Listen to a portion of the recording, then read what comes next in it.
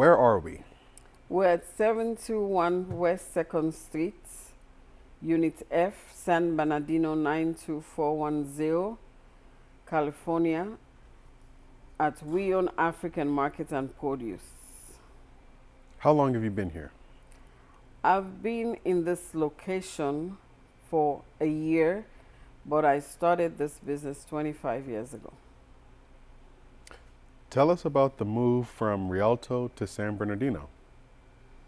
The move from Rialto to San Bernardino was a long time coming. We needed space.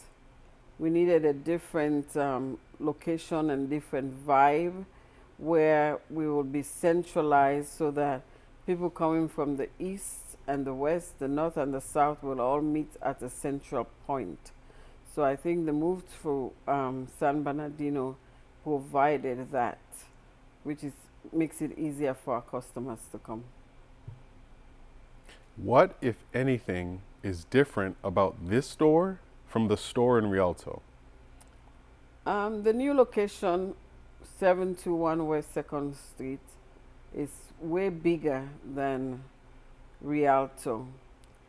The layout of the store makes it easier for our customers to navigate.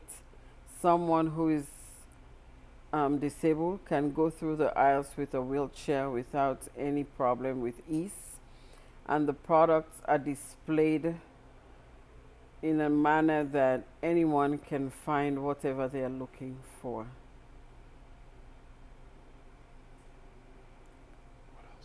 What else?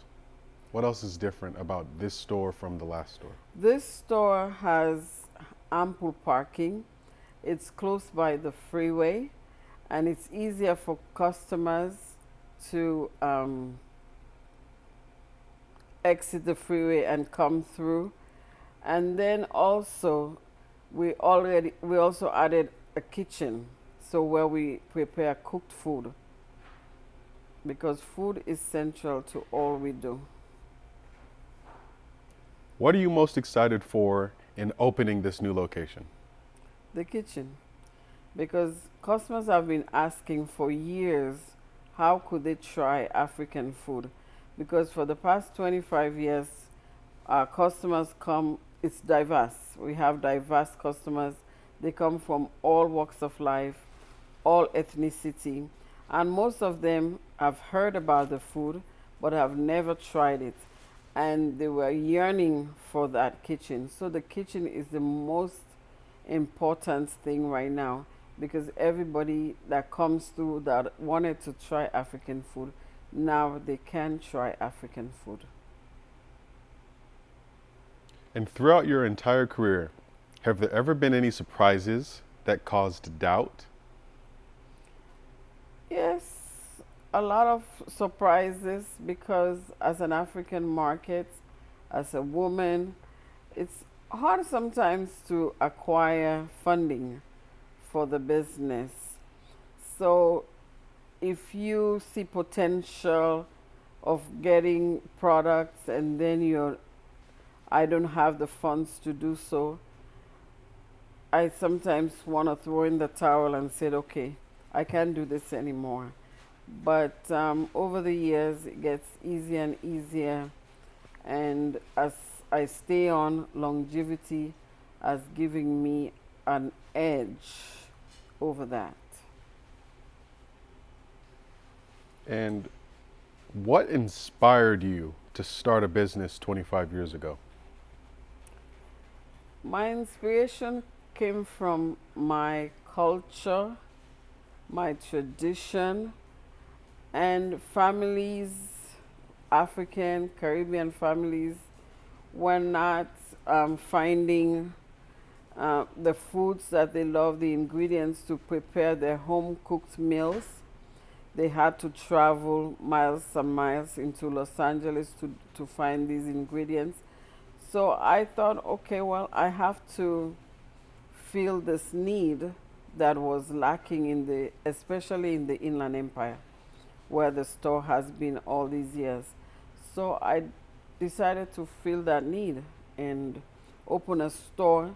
And as I did, I learn a lot from my customers about products that I never knew existed, and I go on a hunt and search for them and bring them in, and you could see the joy in their eyes and the stories that I hear later on, the nostalgic feeling that they get as they prepare their meals at home, and the smells from home just bring them so much joy and happiness.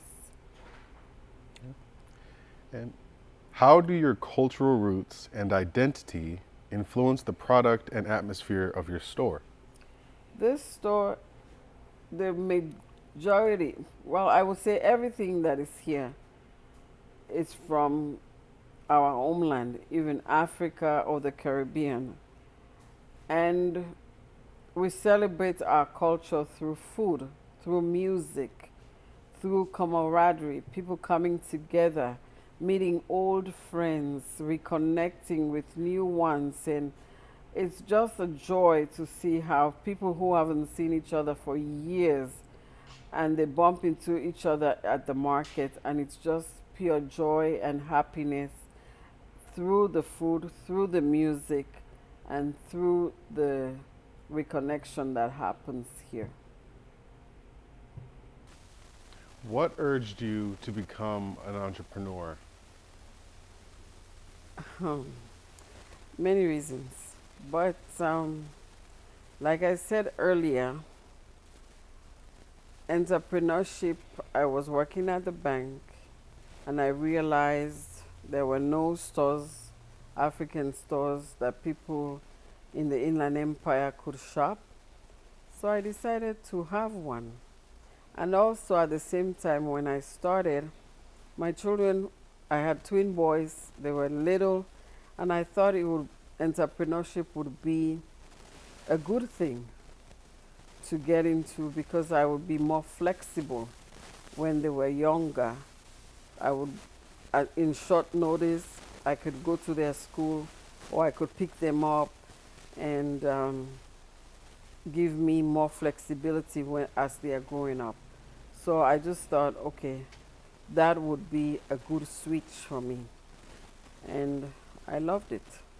I love the challenge it brings because sometimes when you're going 9 to 5, it's become a rote.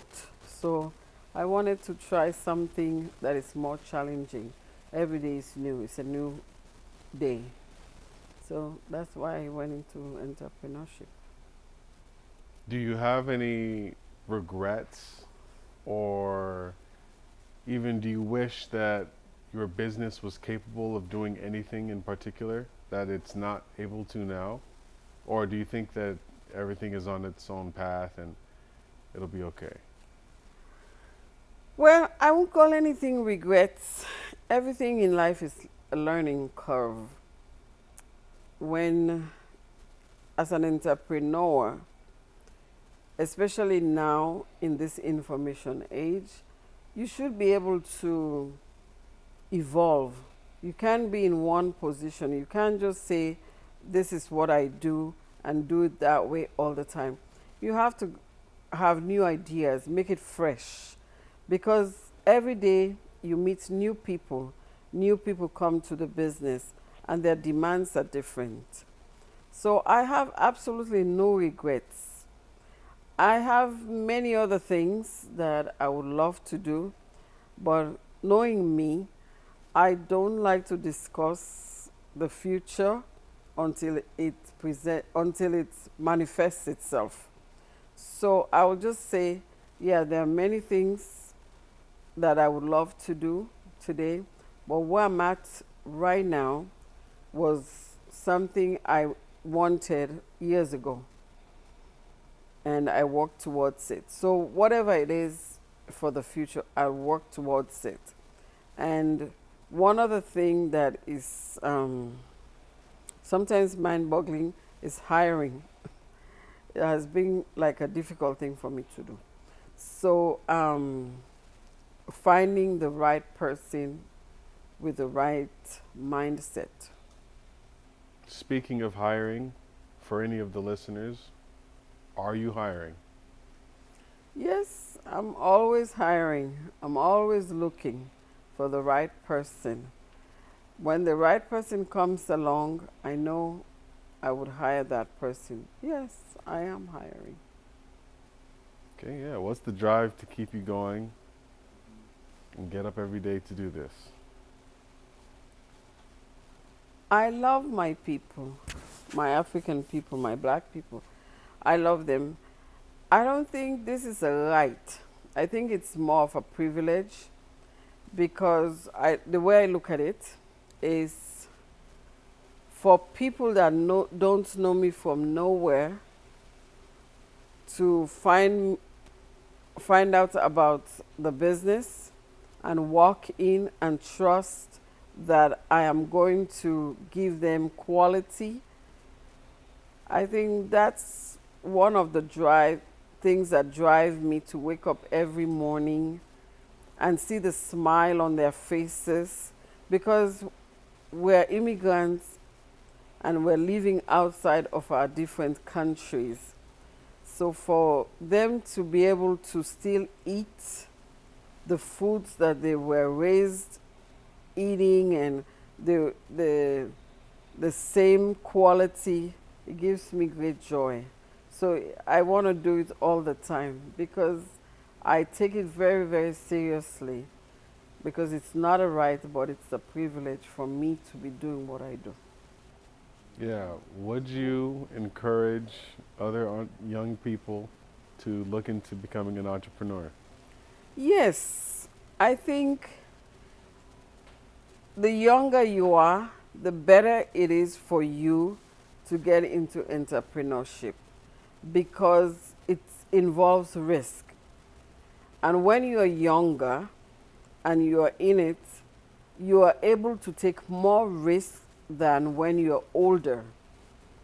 And one of the virtues that I always tell people to have in business is patience because it's a process. So once you have patience and you're younger, you are able to take the risk because it involves a lot of money. And with money, you have to be disciplined as well. And as you're disciplined and you're patient, then you graduate from those two into to commitment and consistency. So you make the commitment to doing it and doing it right by having quality product. And then once you have that commitment, then you are consistent. So if you say you're coming 5 days a week, 5 days a week it is. If you're going to give excellent customer service you should give. So you have your consistency and you have your commitment. So yeah, I think young people should be encouraged to do it. And part of it is because you are able to take more risk when you are younger than when you are older. I don't think retirees should think of something like this because it's tougher when you're older to take the risk, especially financial risk. But when you're older, when you're younger, you always think, okay, well, I'll make it up because I'm still young. I'll make it up. And you keep learning as you go because some of these, they're not in the textbook. They're everyday, real life experiences. As you fail, you learn, you make up for it as you go along. So, young people, be encouraged. Yeah. What's next? Time will tell. I don't like to put it out there. I keep it and work towards it. And when it happens, we would all see it. But I can't tell you A, B, C because there are many things that I have at the back of my mind to say, oh, I'll expand to this, I'll expand to that. I just work towards it rather than discuss it. My name is Victoria Hanciles. We're at 721 West 2nd Street, Unit F, San Bernardino, California 92410. And our phone number here is 909 521 7027. And our website is weyoneamp.com. Mm? We're open every day, 10 a.m. to 7 p.m. Any final words or messages for the people?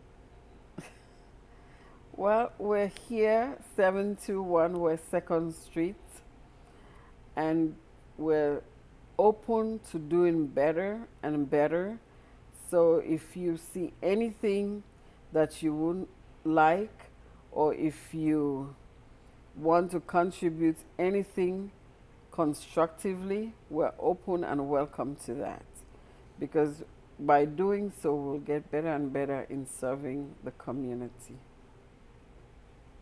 All right. I don't know.